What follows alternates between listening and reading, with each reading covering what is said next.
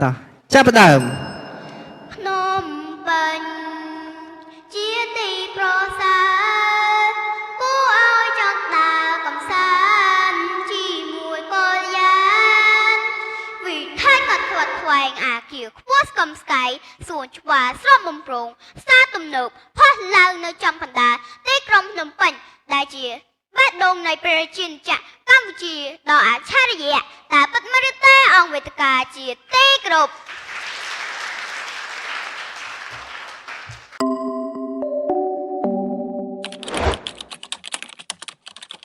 ជាកិច្ចចាប់ផ្ដើមនេះខ្ញុំសូមគោរពគណៈធិបតីគណៈកម្មការលោកគ្រូអ្នកគ្រូជាកិត្តិយសទាំងអស់ជាទីគោរពសូមស្វាគមន៍មិនសានសិស្សជាទីស្រឡាញ់រាប់អាននាងខ្ញុំឈ្មោះអៀងសុភ័ក្រសេរីរចនាជាសិស្សថ្នាក់ទី2ក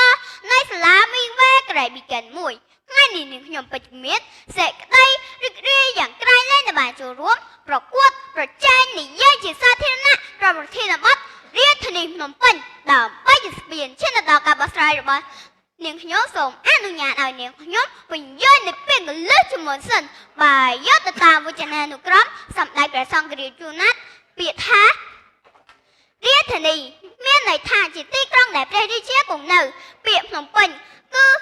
មានប្រភពមកពីឈ្មោះដុនពេញដូច្នេះប្រធានបទខាងលើមានន័យថាជាទីតាំងដែលព្រះរាជាគង់នៅមានជាប់ឈ្មោះដុនពេញនោះគឺជាបេះដូងជានិមិត្តរូបនៃភាពរីកចម្រើននៃប្រទេសកម្ពុជាប៉ុន្តែរាជធានីភ្នំពេញគឺជាទីតាំងប្រវត្តិសាស្ត្របានកកើតឡើងនៅសតវត្សទី15ក្នុងរជ្ជកាលស្ដេចព្រះយ័តដែលស្ថិតនៅដល់ចំណុចដ៏ប្រសព្វនៃទន្លេធំៗចំនួន4គឺទន្លេមេគង្គក្រោមទន្លេមេគង្គលើទន្លេសាបនិងទន្លេបាសាក់ដែលផ្សារភ្ជាប់ទៅនឹងរឿងព្រេងអំពីប្រវត្តិភ្នំដុនពេញនោះឯងសប្តាហ៍ថ្ងៃនេះតើរាជធានីភ្នំពេញបានរីកចម្រើនទៅលើវិស័យអ្វីខ្លះ1ការរីកចម្រើនផ្នែកហេដ្ឋារចនាសម្ព័ន្ធយើងឃើញមានអគារខ្ពស់ៗសាលទំនើបសាលារៀនស្ពានអាកាសនិងផ្លូវខាត់ខ្វែងផ្ទាប់ភ្ជាប់សរសៃឈាមសេដ្ឋកិច្ច2ជាមជ្ឈមណ្ឌលពាណិជ្ជកម្មភ្នំពេញជាទីកន្លែងផ្ដល់ឱកាសការងារនិងការវិនិយោគទាំងក្នុងទាំងក្រៅប្រទេសដែលជួយជំរុញដល់កំណើនសេដ្ឋកិច្ចជាតិឲ្យកាន់តែរឹងមាំ3វិស័យទេសចរណ៍និងវប្បធម៌វត្តភ្នំព្រះបរមរាជវាំងសារមន្ទីរជាតិវិមានឯករាជ្យនៅតែជា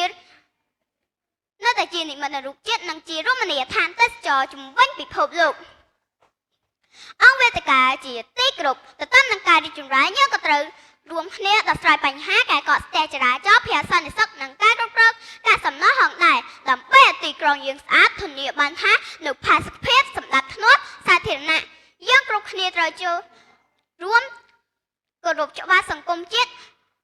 ថែរក្សាអនាម័យបរិស្ថានឲ្យបានស្អាតជានិច្ចស្រាប់ក្តីមករាជធានីភ្នំពេញគឺជាទីកន្លែងគឺជាមជ្ឈមណ្ឌលពាណិជ្ជកម្មដែលជួយជំរុញដល់ការអភិវឌ្ឍជាតិឲ្យកាន់តែរីកចម្រើនសមដោយពាក្យស្លោកលើនឹងថាភ្នំពេញជាបេះដូងខ្មែរជាគុជណាស៊ីរំរឿងអត់ប្រាយជានិរន្តរ៍ឆ្លងតាមការបកស្រាយរូបមកយើងអាចសន្និដ្ឋានបានថាប្រធានបទនេះពិតជាមានខ្លឹមសារជ្រាលជ្រៅបានឲ្យយើងយល់ដឹងបន្ថែមពីប្រវត្តិសាស្ត្រដ៏សម្បូរបែបនៃប្រទេសកម្ពុជាដូច្នេះក្នុងនាមយើងជាកូនខ្មែរត្រូវចូលរួមថែរក្សានិងកសាងនិងថែរក្សារាជធានីភ្នំពេញឲ្យកាន់តែមានភាពស៊ីវិល័យដើម្បីមុខមាត់លើឆាកអន្តរជាតិឲ្យកាន់តែស័ក្តិសមជាគុជណាស៊ីយ៉ាងពិតប្រាកដជាចុងក្រោយនេះខ្ញុំសូមអរគុណគណៈធិបតីគណៈកម្មការលោកគ្រូអ្នកគ្រូភ្ញៀវកិត្តិយសបងប្អូនសិស្សានុសិស្សដែលចំណាយពេលវេលាដ៏មានតម្លៃតាមដានស្ដាប់ខ្ញុំនិយាយបកស្រាយសូមអរគុណ